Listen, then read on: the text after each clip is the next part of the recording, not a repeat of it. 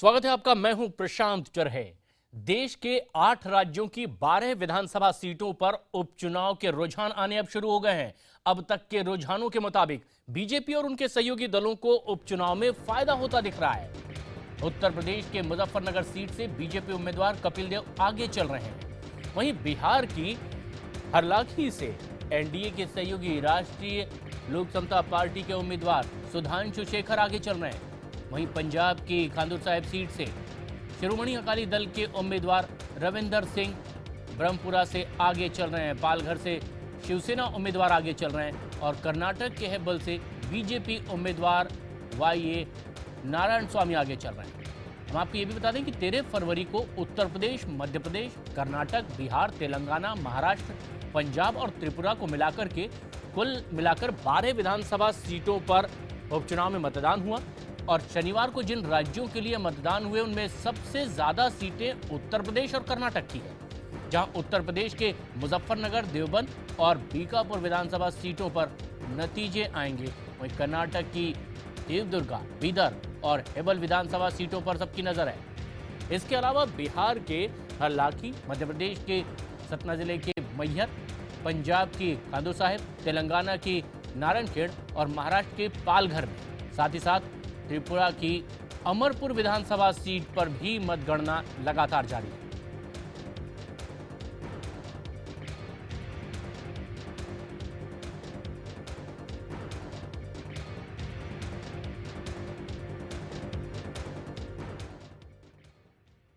और ये ऐसा उपचुनाव जिस पर देश भर की नजर है। बहुत तरह से समीकरण को समझने की कोशिश भी इस उपचुनाव के जरिए की जा रही है। अहम मसले पर चर्चा के लिए हमारे साथ कांग्रेस मुख्यालय से प्रवक्ता प्रेमचंद मिश्रा जुड़ रहे हैं और वहीं पूर्व मुख्यमंत्री और बीजेपी सांसद जगदंबिका पाल हमसे कुछ देर में जुड़ेंगे। समाजवादी पार्टी के नेता भी सैयद असीम हमसे जुड़ेंगे और हमारे सहयोगी इस वक्त जुड़ रहे हैं भोपाल से मनोज शर्मा और साथ ही पटना से चंद्रमोहन कुमार। चंद्रमोहन, सबसे पहले आपसे जानना चाहेंगे, क्या कुछ रुझान इस वक्त आ रहे हैं उपचुनाव के?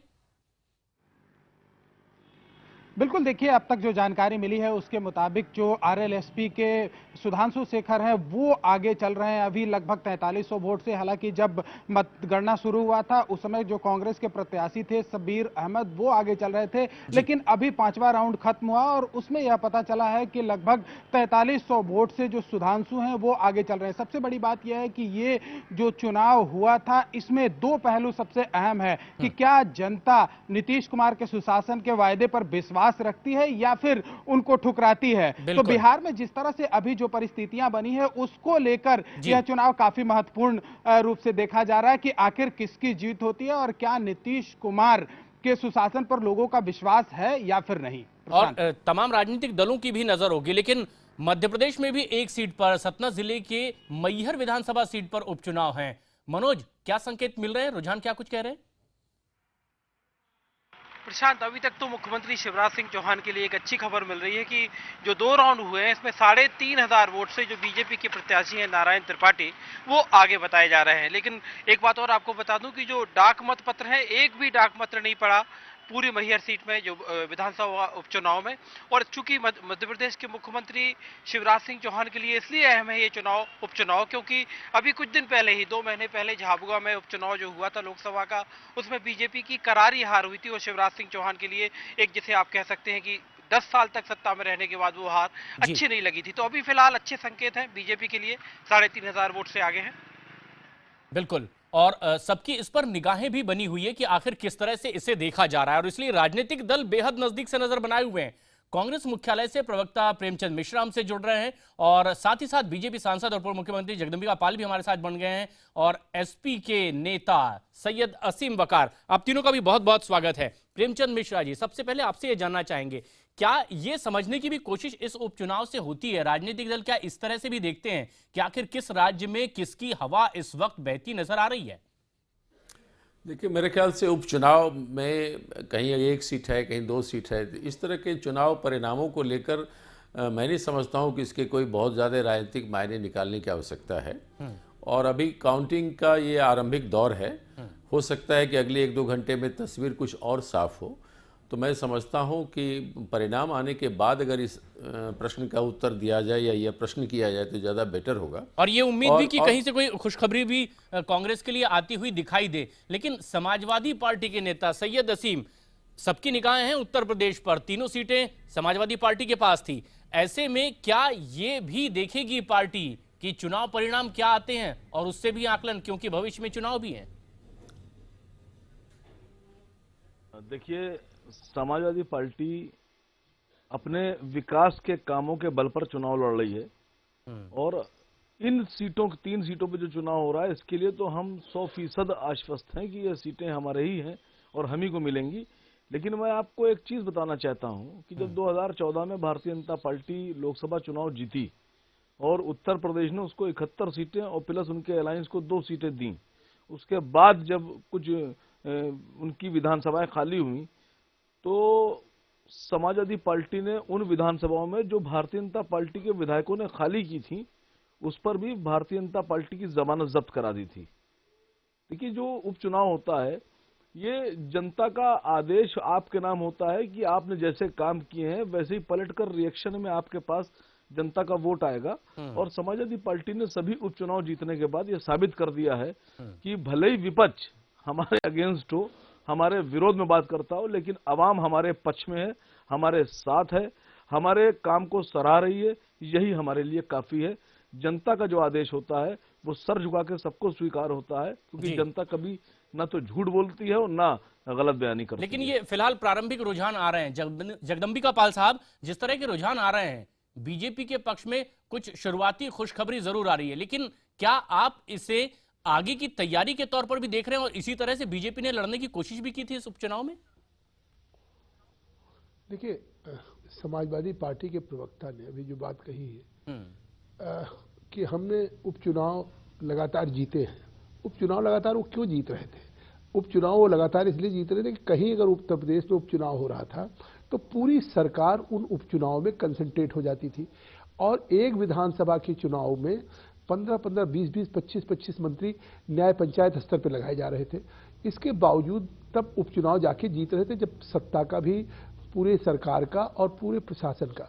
आज मैं कह रहा हूं, अगर उपचुनाव में प्रारंभिक रुझान में भी अगर मुजफ्फरनगर की सीट पे भारतीय जनता पार्टी आगे चल रही है या फैजाबाद के बीकापुर सीट पे चौधरी अजीत सिंह की पार्टी आगे चल रही, तो ये क्या संकेत है कि कहीं ना कहीं इस चुनाव को भी उतनी गंभीरता से समाजवादी पार्टी ने लड़ा है।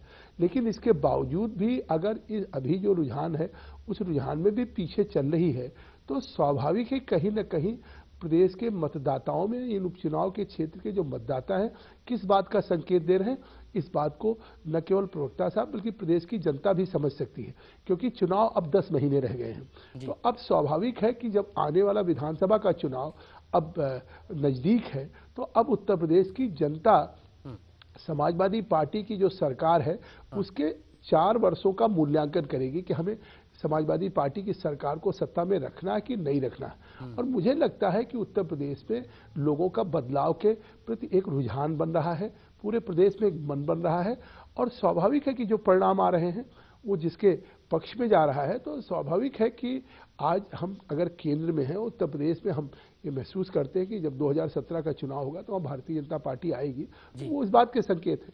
और जहाँ तक बिहार हो, बिहार में भी मैं समझता हूँ कि अगर पिछले दिनों जो कानून व्यवस्था की स्थिति बनी नीतीश जी की, वो अपने चुनाव को उन्होंने सुशासन के पेडेस्टल पे डाला था और आज लगातार पटना से लेकर के और जिस तरह से हत्या और कानून व्यवस्था एक चुनौती बन रही है, तो कहीं ना कहीं वहां भी लोगों का। तो आपको लगता है कि ये तमाम जो ताजा परिस्थितियां प्रदेशों में बनी हुई है, इसका चित्र, इसकी छाया भी इस परिणाम में देखने को मिलेगी? लेकिन प्रेमचंद मिश्रा जी, क्या वजह लगती है कि लगातार आप अपने विरोधियों के खिलाफ मोर्चा खोले हुए हैं, प्रादेशिक स्तर पर, राष्ट्रीय स्तर पर? उस तरह का फायदा आपको कुछ इस उपचुनाव में होता दिखाई नहीं दे रहा प्रारंभिक रुझानों के तौर पर? मैंने आपको आरंभ में भी कहा था कि इस तरह के इक्का दुक्का सीट पर जब उपचुनाव होते हैं, प्रायः ये चुनाव में कई जगहों पर सहानुभूति फैक्टर काम करता है। कुछ सीटें खाली हो जाती हैं और सामयिक निधन के चलते, कुछ ऐसी परिस्थितियों के बस में, और प्रायः जो अभी तक रुझान है उसमें वही लोग आगे चल रहे हैं जिनकी वो सीटें थी। प्रायः अधिकांश सीटें वही थी जहां उसी पार्टी के उम्मीदवार ने चुनाव जीता हुआ था। तो हमें इन चीज़ों को भी ध्यान में रखकर ही कोई विश्लेषण या उसके ऊपर चर्चा में आगे बढ़ना चाहिए। और जब तक पूरे परिणाम नहीं आ जाते हैं, 2-4 हज़ार का लीड कभी भी आगे पीछे हो सकता है, तो उसके बाद देखेंगे जगदम्बिका पाल जी की भाषा बदल जाएगी या दूसरे लोगों की भी भाषा बदल जाएगी। भारतीय जनता पार्टी इसमें गेन कहाँ कर रही है तो मुझे समझ में नहीं आ रहा है। जिनकी जो सीटें थी, परंपरागत सीटें, वहाँ वो आगे चल रहे हैं। अभी की स्थिति में वही आप इस पर अपनी टिप्पणी कर सकते हैं। तो मैं समझता हूं कि एक आध सीट के लेकर किसी भी सरकार की क्रियाकलापों को लेकर जनादेश मान लेना, मैं समझता हूं यह राजनीतिक तौर पे अपरिपक्व माना जाएगा। ठीक है, और ये प्रारंभिक रुझान है, इसीलिए भी इस तरह के बयान तमाम पार्टियों की ओर से आ रहे हैं और इंतजार करना होगा कि किस तरह से अब घोषित किए जाते हैं ये परिणाम। आप तमाम खास मेहमान हमारे साथ बने रहे, हमारे दोनों सहयोगी भी पटना से और भोपाल से हमारे साथ लगातार बने हुए हैं। 8 राज्यों की 12 विधानसभा सीटों पर उपचुनाव हुए हैं। ऐसे में जो रुझान आ रहे हैं, बीजेपी उनके सहयोगी दलों को यहां फायदा होता दिखाई दे रहा है। तमाम खास मेहमान भी हमारे साथ हैं और हमारे दोनों सहयोगी भोपाल से और पटना से हमारे साथ बने हुए हैं। मनोज, भोपाल से सबसे पहले आपसे जानना चाहेंगे, मैहर में उपचुनाव हुआ है, ऐसे में क्या कुछ यहां से ताजा अपडेट मिल रही है? प्रशांत, अभी जो ताज़ी जानकारी मिली है उसके मुताबिक 3000 से ज़्यादा वोट का जो फासला है, बीजेपी के प्रत्याशी नारायण त्रिपाठी आगे हैं। चौथा राउंड चल रहा है, लेकिन एक अच्छी बात जो अभी पता चली कि पहले नंबर पर अगर बीजेपी है, दूसरे नंबर पर कांग्रेस है, तीसरे नंबर पर सपा को वोट मिल रही है, लेकिन चौथे नंबर पर नोटा बना हुआ है। मतलब बहुत से ऐसे लोग हैं, बहुत से ऐसे वोटर हैं जिन्होंने कहा है कि हमको किसी को वोट नहीं देना। तो ये एक अहम बात है। भी जब पूरे नतीजे सामने आएंगे तो नोटा में देखना होगा कि कितने वोट पड़ते हैं। प्रशांत, जल्दी से एक बात और बोल दूं कि ये चुनाव ऐसा चुनाव है कि जिसमें प्रत्याशी वही रहेगा। नारायण त्रिपाठी अभी यहाँ से कांग्रेस के विधायक थे, कांग्रेस छोड़कर बीजेपी में चले गए, जिसकी वजह से दोबारा चुनाव हो रहा है। तो प्रत्याशी अगर नारायण त्रिपाठी जीतते हैं तो विधायक तो वही रहेगा, पार्टी बदलेगी। ये सबसे अहम बात। पटना में क्या कुछ हो रहा है, बिहार में जिस तरह के रुझान आ रहे हैं, चंद्रमोहन क्या ताजा अपडेट्स मिल रही हैं?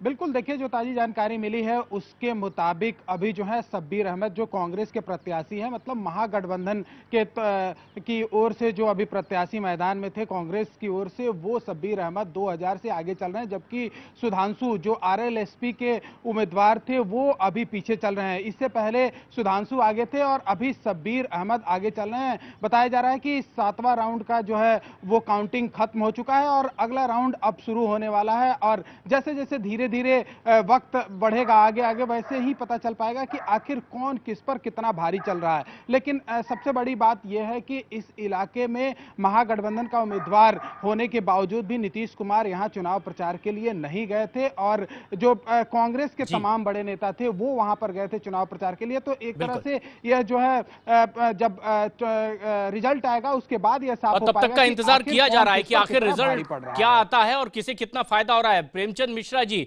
आपका प्रत्याशी अब भले ही वहां पर आगे हो गया हो, लेकिन आपको लग रहा है कि बाकी जगह तुलनात्मक रूप से बीजेपी और सहयोगी दल आगे हैं, आप कहां कोर कसर बाकी समझ रहे हैं? नहीं, मैंने कहा ना आपको, एक आध सीट को लेकर ज़्यादा कुछ पॉलिटिकल आंकलन लगाने की आवश्यकता नहीं है। और शुरुआती रुझान में देखिए एकाएक परिवर्तन हुआ, हरलाखी में अभी हम पीछे थे, अभी हम आगे आ गए। तो ये अभी परिणाम एक आध घंटे के बाद तस्वीर और स्पष्ट होगी, उसके बाद इन बातों पर चर्चा करना ज्यादा सामयिक होगा। लेकिन एक उम्मीद क्या कर रहे हैं आप कि किस तरह के परिणाम आपके पक्ष में आ सकते हैं? क्या कुछ आकलन आप कर रहा है? परिणाम हमारे ही पक्ष में होंगे, हमारे लिए पॉजिटिव संकेत को लेकर परिणाम आएंगे। भारतीय जनता पार्टी को इसमें कहीं ज्यादा उत्साहित होने का गुंजाइश तो मुझे नहीं दिख रहा है इन 12 सीटों के जो परिणाम आने वाले हैं। लेकिन फिलहाल आप आश्वस्त नजर आ रहे हैं जिस तरह से आप बात कर रहे हैं। जगदम्बिका पाल जी, कांग्रेस अब उत्साहित है, वो कह रहे हैं कि उनके पक्ष में ये उपचुनाव के रिजल्ट आने वाले हैं। नहीं, देखिए, हमने अपने पहले भी ओपनिंग रिमार्क में भी कहा था कि जिस तरीके से उत्तर प्रदेश हो या बिहार हो, सत्ता का चुनाव उपचुनाव होता है और जिस तरह से मंत्रियों को रिस्पॉन्सिबिलिटी देके अकाउंटेबिलिटी लगाई जाती है, तो आप पिछले दिनों के अगर परिणाम देखें तो प्रायः चुनाव सत्ता पक्ष के पक्ष में जाता है। लेकिन इसके बावजूद चाहे प्रारंभिक रुझान हो या अभी जैसा कह रहे हैं, मैं बिल्कुल सहमत हूँ कि कुछ देर बाद स्थिति और तस्वीर एकदम स्पष्ट हो जाएगी। लेकिन कहीं न कहीं जो 8 राज्यों के 12 उपचुनाव हो रहे हैं उसमें भारतीय जनता पार्टी और एनडीए को गेन हो रहा है। चाहे वो पंजाब के एसएडी की सीट हो, जिस तरीके से ब्रह्मपुरा आगे चल रहे, कर्नाटका की जिस तरह से 3 सीटें, उसमें हम 2 सीटों पे आगे चल रहे हैं, हैबल पे। और ये आपको भी उम्मीद है कि फिलहाल ये प्रारंभिक रुझान है, लेकिन आपके पक्ष में परिणाम आएंगे, लेकिन उसी का इंतजार किया जा रहा है। इंतजार हम भी करेंगे कि आखिर परिणाम किस तरह के घोषित होते हैं, किसे फायदा दिखाई देता है इसमें और किसका नुकसान होता है। आप सभी मेहमानों का बहुत बहुत शुक्रिया।